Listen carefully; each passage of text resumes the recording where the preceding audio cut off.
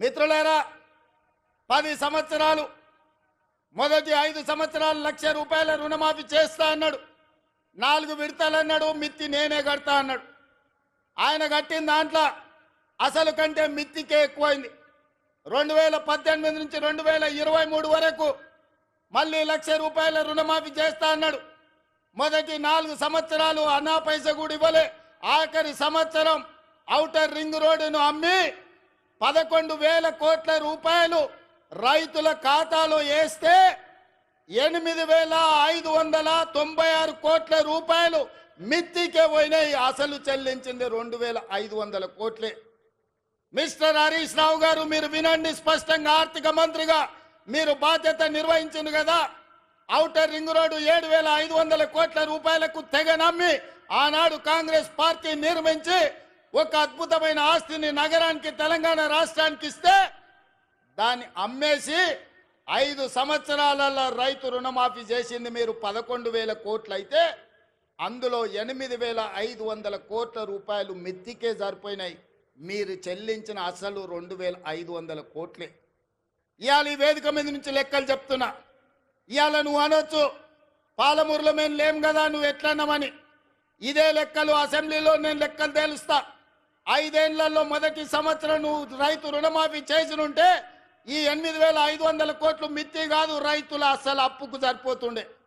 మీరు 5 ఏళ్లలో మొదటి సంవత్సరంలోనే రైతు రుణమాఫీ చెయ్యనందుకు ఇవాళ మీరు ఇచ్చిందంత మిత్తికే పోయింది. అందుకే నేను ఆలోచన చేసిన, మా భట్టి గారి సలహా తీసుకున్నా. ఇవాళ నేను ఈ వేదిక మీద నుంచి సగర్వంగా తెలంగాణ రైతాంగానికి గొప్పగా నేను చెప్పదలుచుకున్నా. 29 రాష్ట్రాలలో ఉన్న ముఖ్యమంత్రులను కానీ ప్రధానమంత్రి నరేంద్ర మోడీని, కల్వకుంట్ల చంద్రశేఖరరావును సవాలు విసురుతున్నా. ఈ దేశంలో స్వతంత్రం వచ్చినప్పటి నుంచి ఏ రాష్ట్రమైనా 10 నెలల్లో 25 రోజుల్లో 22,22,062 రైతు కుటుంబాలకు 17,869 కోట్ల రూపాయల రుణమాఫీ చేసిన చరిత్ర ఈ దేశంలో ఉన్నదా అని నేను అడుగుతున్నా. చర్చలకు మీరు సిద్ధంగా ఉన్నారా నరేంద్ర మోడీ గారు అని నేను అడుగుతున్నా. నరేంద్ర మోడీ గారు వస్తారా చర్చకు? కల్వకుంట్ల చంద్రశేఖరరావు గారు వస్తారా? మీరిద్దరు కలిసి రాండి. ఈరోజు మా భట్టి గారు మా చేతుల మీదుగా, మా ఆడబిడ్డల చేతి మీదుగా 3,13,000 కుటుంబాలకు 2,747 కోట్ల రూపాయలు 4వ విడత రైతు రుణమాఫీ చేసిన. మొత్తంగా 25 లక్షల రైతు కుటుంబాలకు 21,000 కోట్ల రూపాయల రైతు రుణమాఫీ మొదటి సంవత్సరంలో చేసిన ప్రభుత్వం, ప్రజా పాలన ఈ దేశంలో ఉన్నదే అంటే అది తెలంగాణ.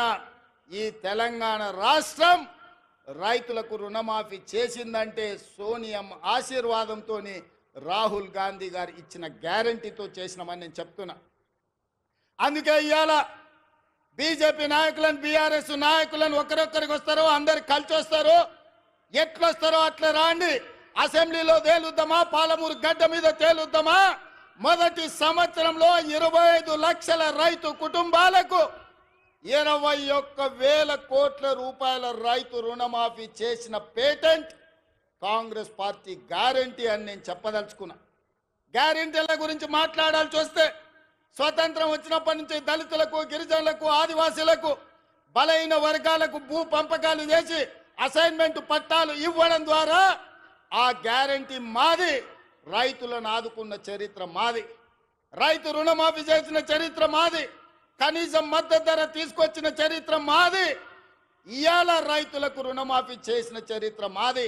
రైతులకు 24 గంటలు ఇవాళ ఉచిత విద్యుత్ వస్తుందంటే ఆనాడు డాక్టర్ వైఎస్ రాజశేఖర రెడ్డి గారు 9 గంటలు రైతాంగానికి నాణ్యమైన ఉచిత విద్యుత్ ఇచ్చి ఈ దేశంలోనే రైతులకు ఉచిత విద్యుత్ ఇవ్వడం కాంగ్రెస్ పార్టీ పేటెంట్ అని నిరూపించుకున్న చరిత్ర కాంగ్రెస్ పార్టీది. రైతు బీమా కనిపెట్టింది కాంగ్రెస్ పార్టీ. రైతులను ఆదుకున్నది కాంగ్రెస్ పార్టీ. ఇవాళ రైతుల గురించి ఏదైనా పేటెంట్ ఉంది, ఏదైనా గ్యారంటీ ఉందంటే రైతు రుణమాఫీ కావచ్చు, రైతులకు ఉచిత కరెంటు కావచ్చు, రైతు బీమా కావచ్చు. ఇవాళ రైతులను అన్ని రకాలుగా ఆదుకున్న కనీస మద్దతు ధర కావచ్చు. ఇవాళ రైతులకు 500 రూపాయలు బోనస్ ఇచ్చి వరి పంటను పండించిన చరిత్ర ఇవాళ కాంగ్రెస్ పార్టీది. ఈ పేటెంట్ అంతా మాది కాదా అని నేను అడుగుతున్నా. దీని మీద చర్చించడానికి మేము సిద్ధంగా ఉన్నాం. ఎవరెవరు వస్తారో రాండి అని చెప్పి ఈ వేదిక మీద నుంచి నేను సవాలు విసిరదర్చుకున్నా.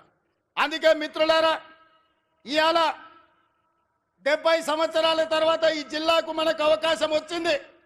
మన ప్రాజెక్టులు ఇంకా పడా ఉన్నాయి. నేను అడుగుతున్న చంద్రశేఖరరావు గారిని, ఉమ్మడి రాష్ట్రంలో సమైక్య పాలనలో సీమాంధ్ర ముఖ్యమంత్రులు తెలంగాణకు అన్యాయం చేసిండ్రను. మరి తెలంగాణ వచ్చిన తర్వాత మీరెట్లా అన్యాయం చేసిండ్రా అని నేను అడుగుతున్నా. నువ్వు కరీంనగర్లో ఓడిపోతాని వలస వచ్చి పాలమూరు జిల్లాకు వస్తే, పాలమూరులో మీకు ఊరు లేకపోయినా, పార్లమెంటులో మీ నోరు లేకపోయినా 2009లో పార్లమెంటుకు గెలిపించి పంపించింది, పల్లకిలో మోసింది మేము కాదా? 2009లో నిన్ను ఎంపీని చేస్తే తెలంగాణ సాధించడానికి గొప్ప చెప్పుకున్నావు కదా.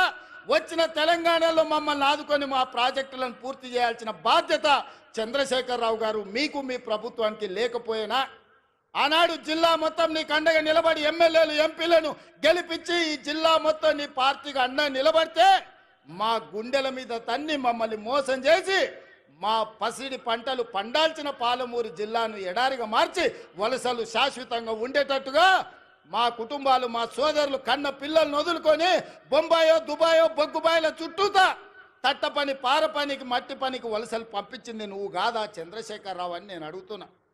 ఇన్ని పాపాలు చేసిన నువ్వు పూర్తి చేయని పాలమూరో, కల్వకుర్తో, నారాయణపేట, కొడంగల్ ప్రాజెక్టులు మేము చేయాలనుకుంటే ఇవాళ నారాయణపేట, కొడంగల్ ఎత్తిపోతల వద్దే వద్దు, మక్తల్కు నీళ్ళు ఇయ్యనే వద్దు అడుగుతుండు. నేను అడుగుతున్నా, ఇవాళ మా జిల్లాకు అవకాశం వస్తే 70 సంవత్సరాల తర్వాత కనీసం మమ్మల్ని వాడొచ్చి వీడొచ్చి పాలమూరును దత్తత తీసుకుంటున్నా అనేవాడు. ఆనాడు చంద్రబాబు నాయుడు కావచ్చు, రోజే కావచ్చు, కిరణ్ కుమార్ రెడ్డి కావచ్చు, తెలంగాణలో చంద్రశేఖరరావు పాలమూరుకు వచ్చి పాలమూరుని దత్తత తీసుకుంటున్నా అనేవాడు. కానీ ఇవాళ మీ ఆశీర్వాదంతో మీ పాలమూరు బిడ్డ, సొంత బిడ్డ, ఎవడి దయాదాక్షిణ్యాలు అక్కర్లేదు, మమ్మల్ని ఎవరి దత్తత తీసుకోవాల్సిన పని లేదు, మా వాడే మా బిడ్డనే ఈ రాష్ట్రానికి ముఖ్యమంత్రి అయ్యుడు, సంతకాలు పెడతాడు అన్నప్పుడు కాళ్ళల్లో కట్టెబెట్టడం న్యాయమా? మిత్రులారా, మీరు ఆలోచన చేయండి. నేను అడుగుతున్న ఈ జిల్లాని, పాలమూరు బిడ్డల్ని, ఎంతకాలం ఎవడో వచ్చి మనల్ని దత్తత తీసుకునేది? మనం గతి లేనోళ్ళమా, చేతగానోళ్ళమా, చేవలేనోళ్ళ చీము నెత్తురు చచ్చిందా మనకు? మనం పరిపాలన చెయ్యలేమా? మనం నిధులు తెచ్చుకోలేమా? మన జిల్లాను అభివృద్ధి చేసుకోలేమా అని నేను అడుగుతున్నా. మిత్రులారా, ఎందుకు అలా ఈ కోపం, ఈ ద్వేషం బీఆర్ఎస్ వాళ్ళకని అడుగుతున్నా. ఏం నొచ్చింది? 10 ఏళ్ళు మీరు ఉన్నారు కదా, 20 లక్షల కోట్లు మీ చేతులు ఉన్నాయి కదా, 20,000 కోట్లు మా ప్రాజెక్టులు పూర్తి చేయడానికి మీకు మనసు రాలేదు. మీరు మనుషులా అని నేను అడుగుతున్నా.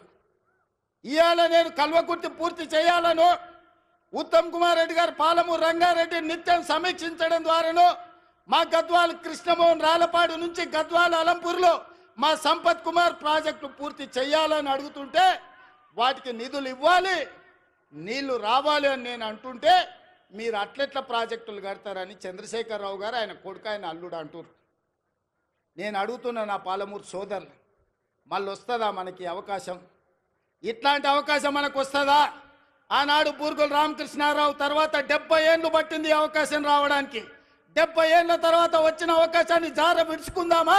మన ప్రాంతాన్ని మనం అభివృద్ధి చేసుకుందామా? ఆలోచన చేయమని నా బిడ్డలు, నా సోదరులు, మా అన్నదమ్ములను, మా అక్క తమ్ముళ్ళని నేను అడుగుతున్నా. ఈ అవకాశం పోతే శాశ్వతంగా మళ్ళీ రాకపోవచ్చు.